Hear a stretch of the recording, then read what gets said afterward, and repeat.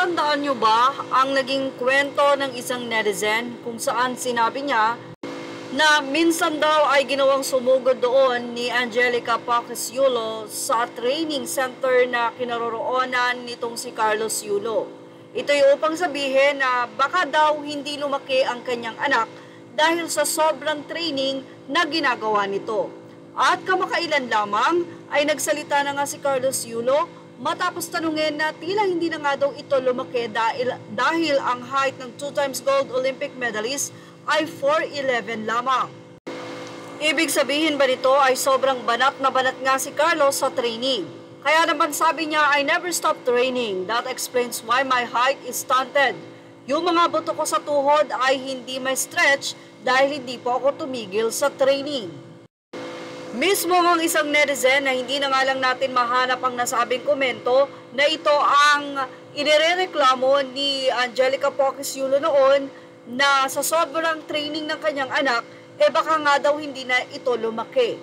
Pinapalabas kasi ngayon sa social media na ang pagsasabing ito ni Carlos Yulo na hindi siya lumaki sa sobrang training ay tila sinisisi pa daw nito ang inang si Angelica. Actually, wala namang sinabing ganon si Carlos, bagkos ay ito nga ang ayaw na mangyari ni Mrs. Angelica Pacquiao Yulo.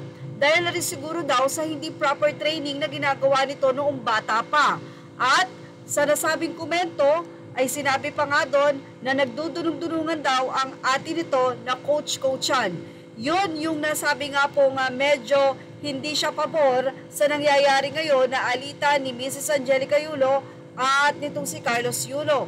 Yan ang sinabi ng nasabing netizen na kung saan ay isa rin yata siya sa saksi sa mga naging alitan before pa lamang nila Carlos at ni Mami Angge o ni Angelica Pacquiao Yulo.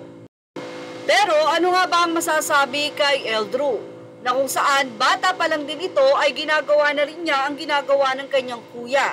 Dahil ayon nga kay Eldrew, ang tanging nais lamang niya sa buhay ay ang maungusan ng kanyang kuya Carlos. Sa lahat nagiging interview niya ay napakakuwela nga nitong si Eldrew na medyo talagang may pagkakomedyante. Siya ay kabaligtaran ng kanyang kuya na si Carlos ay may pagkaseryoso habang si Eldrew naman ay kuwela na bata. Well, baka naman talagang hanggang dun lang ang height ni Carlos Yulo. Pero marami ang nagsasabi na blessing in disguise ang pagiging 4'11 ni Carlos dahil nga sa height niya ay mas magaang at mas nagagawa niya ng tama ang pagiging gymnast. Well, ano masasabi niyo about dito? Ilagay na ang inyong opinion sa ating comment section. Images are all credit to the rightful owners. Thank you for watching Showbiz Now.